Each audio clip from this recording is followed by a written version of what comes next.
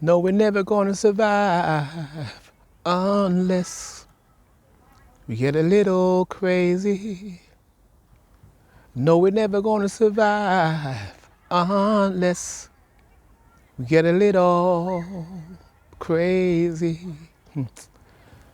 Hey, what's good, people, man? Platinum Bearded Dread. Have you ever thought about the idea of maybe you might be crazy, or I might be crazy, or we might be crazy? Now, before you kind of jump and say, no chance, I'm not crazy, I'm not mad. No one likes to be called mad, yeah, because you know when you see someone acting strange on the street, the first thing you say is that person's strange, or that person's crazy. And most times, people don't want to be even associated with someone like that.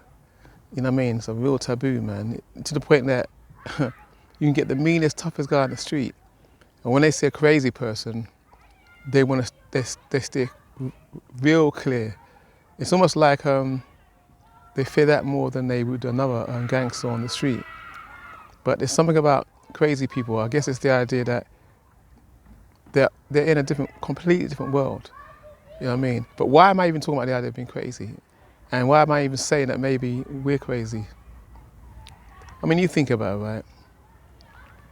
I'm sure most of us would agree, yeah, that this planet that we're living in is not something that is something that will give you something to smile about. You know, the air is poisoned, the soil in the earth is poisoned, the fish in the sea and the sea is poisoned, the food is poisoned. What else, man? Birds are more free than humans. People have to pay to live on the planet, whereas an insect, you know, a common insect can go about his business. Doesn't have to pay no rent. Doesn't have to have a license to find and grow its own food. But we humans, yeah, the so-called most sophisticated beings on the planet, have to pay to live on a planet that was given to us for free. Now, no one's going to be cool with an idea like that, which is a fact. But what makes it even worse is that that's being constructed by human beings. And it takes a really wickedly deranged mindset to you know what I mean, to even put that into motion. You know what I mean? You got to be beyond crazy to think you could even get away with something like that. There was a time on this planet where you could grow your own food. You wouldn't have to get permission in the form of a license. You know, you could build your house on any plot of land. You wouldn't need to get permission in the form of a license. Oh man, you even need a license to get married. But now that seems so normal. And like I said, what makes it even worse is humans have put that into play, put that into action. And that's a crazy thought. But you know what makes it really crazy? We take it, we follow it. We're cool with it, man. And if you've got leaders orchestrating all of that craziness to the point now where the planet has become an endangered species, if you want to call it that, then you know we've gone crazy. And the fact that we're not even doing anything about it. Yeah, there's a few freedom fighters here and there, but that's like finding a needle in a stack of needles, man. But for the most part, most of us are just going along with it. Not necessarily because we're afraid to change it, but because we don't see anything wrong with it. And in my books, surely that makes us just as crazy as a crazy one that's put all of that and made it law, legal. Maybe more crazy, because an evil person is going to do what an evil person does. But we, the everyday people, that are supposed to be different, if you like, should be able to see it. But maybe we don't see it because we're not so different in terms of the madness of us. It's like we've been in that environment so long that we just see that as normal. And whenever someone comes along who tries to open up the eyes of the masses, whether you want to call them a truth seeker or a whistleblower, whatever word you want to use, we call them conspiracy theorists. Or we come together and we somehow make that person out to be a crazy person.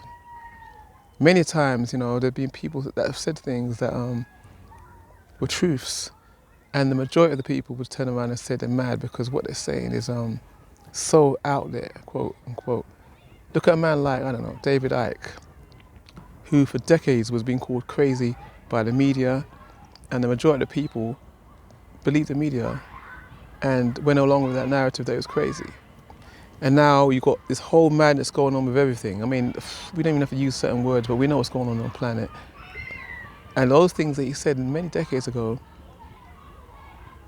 are coming to pass, man. And he don't look so crazy now, does he?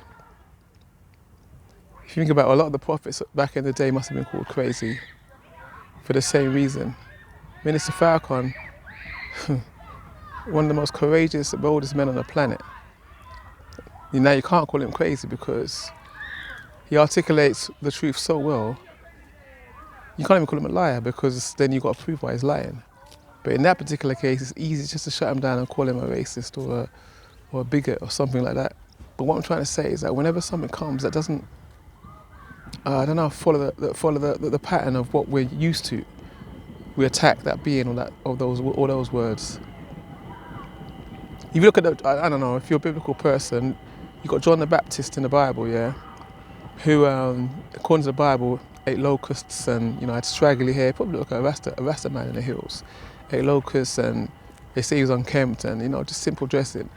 Again, the next man that was actually telling the world what was going on, again they called him crazy. And again, he was a crazy one, man. I remember reading, I'm gonna leave with this. I remember reading a story, I'm paraphrasing, yeah. And there was once these people in a village, and it was pretty much how we are now in the city life, same thing. And people just doing some crazy things, man. People were just slowly getting used to madness. And there was one wise man who saw the trend of what was going on. More and more people were just following this as it was normal. And he said to the people, look, there's something in the water. They're putting something in the water that's making people just turn crazy. And they laughed him off. Some people were sat down and reasoned with him and said maybe, but they didn't really, they still saw it as a bit extreme. So what, everyone was doing their normal thing, just, believing the media and partying, but not reading or studying what was going on and being completely distracted with entertainment and, soap operas 24/7. A book meant nothing. Self-reflection and meditation meant nothing. Forget that idea that it's a higher being. All of that meant it was just madness. That was for dated people, out of date. Hanging out on your own and philosophizing to yourself was for weirdos. But noise and distraction and entertainment constantly, and the junk food, that was normal. And this man saw the trend. He kept telling people, look, there's something in the water, man. They're putting something in the water. And again, they laughed him off. And it got to the point now where they started labeling him as crazy. And so what he decided one day, he realized that if he stays here, then he's going to end up like everybody else. So what he did, he started storing away water and taking it to the top of the hill. Coming down the hill, take out some buckets of water, take it to the top.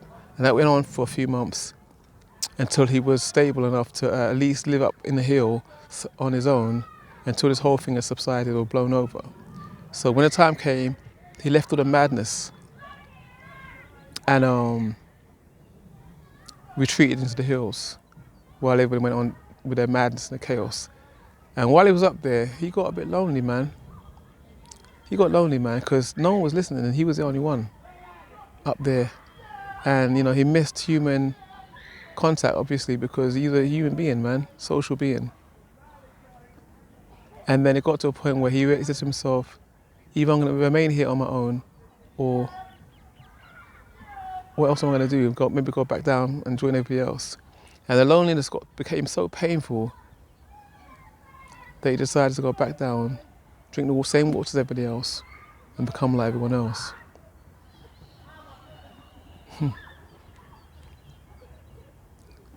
Maybe we're all crazy, man. Maybe not. Platinum Bearded Dread. Tales upon the bench, though.